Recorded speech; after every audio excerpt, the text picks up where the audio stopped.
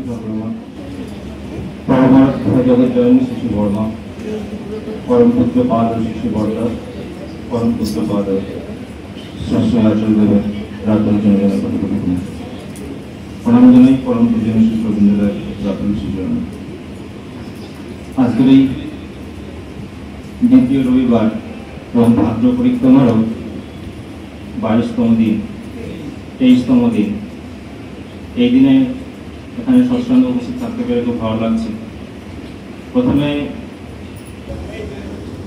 বলতে বললে ভয় লাগে, সে ঠাকুর সম্পর্কে কি বলবো, তার অনেক কথা, অনেক বিষয়।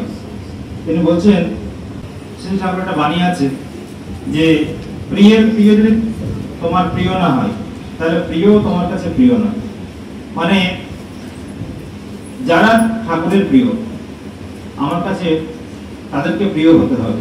সে আচার্য পরম্পরা, সে আচার্যদের থেকে শুরু করে সবাই। একটা জিনিস দেখা যায় যে যে ঠাকুরকে হত্যা করতে এসেছে তাকেও ঠাকুর ভালোবাসেন, তিনিও ঠাকুরের প্রিয়, সবাই ঠাকুরের প্রিয়।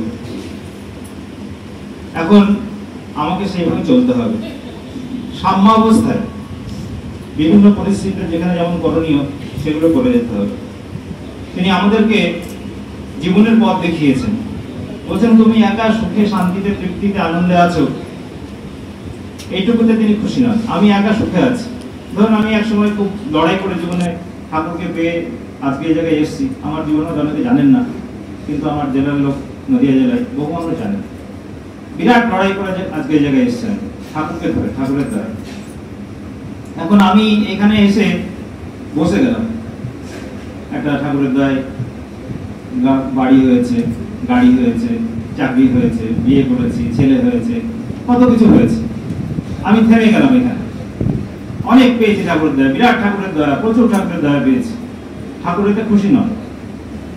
তিনি খুশি হচ্ছেন যে আর যারা পায়নি তারা যাতে এরকম দয়া পেতে পারে, তার জন্য তিনি আমাকে সচেষ্ট দেখতে চান। যারা পাননি তাদের জন্য সচেষ্ট, এবং সেটা যে করা হয় তাকে বলা হয় যাজন। যখন যাজন করা হয় তখন সেখানে ঠাকুর নিজে উপস্থিত থাকেন। একমাত্র সেখানেই তিনি নিজে উপস্থিত থাকেন। তিনি স্বর্গে যোগীদের হৃদয়ে কোথাও থাকেন না। যেখানে তার গুণকীর্তন হয়, গুণকীর্তন মানে যাজন, তার কথা বলা হয়, সেখানে তিনি উপস্থিত থাকেন।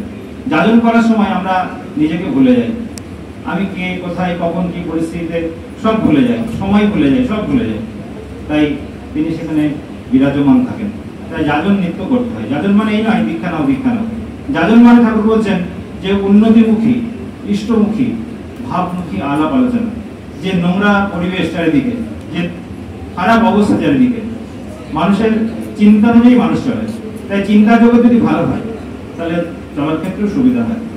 আর এই ব্যাপকভাবে তার কথা যদি আমরা সমাজে প্রতিষ্ঠিত না করতে পারি, তিনি বলছেন যে আমি আদৌ রক্ষা পাবো কিনা। একটা পরমাণু বোমা যদি পড়ে, সেখানে নির্দোষ মানুষ, নিরপরাধ মানুষ সেখানে কিন্তু মারা যায়, বাদ যায় না তারা। তাই ধ্বংস কিন্তু আমাদেরকেও ডাকবে যদি আমরা তাকে না ধ্বংস করতে পারি। ধ্বংসকে ধ্বংস করতে পারলে তবে কিন্তু আমরা মুক্তির পথ পাবো।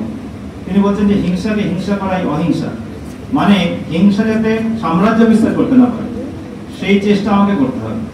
আর তার জন্য তিনি এই দীক্ষার প্রোগ্রাম রেখেছেন। সৎসঙ্গের মূল বিষয় হচ্ছে দীক্ষা, অর্থাৎ মানুষকে বাঁচার মন্ত্র। ওই যে আমার পূর্ববর্তী বক্তা বলছিলেন যে যদি তাকে, তিনি কাউকে ভালোবাসেন, ঠাকুর কাউকে ভালোবাসেন, তিনি কি দেন তাকে? তার প্রিয় জিনিসটা দেন, অর্থাৎ দীক্ষা দেন। তাই ঠাকুরের প্রিয় জিনিস সবাইকে দিতে হবে। আর একটা কথা বলেই শেষ করব, সেটা হচ্ছে ঠাকুর বলছেন যে পরের ভালো না করো তো নিজের ভালো হবে কিসে, পরস্পরের ভালো করা সেই তো ভালো হওয়ার দিশে। বুঝে দেখ না আরো একটু, বেকুব যদি না হস তুই, পরের ভালো না করলে কি নিজের ভালো পাবি তুই। এরকম অনেক বাণী শ্রী ঠাকুরের আছে। তিনি অপরের জন্য আত্মোৎসর্গ করার কথা বারবার বলেছেন।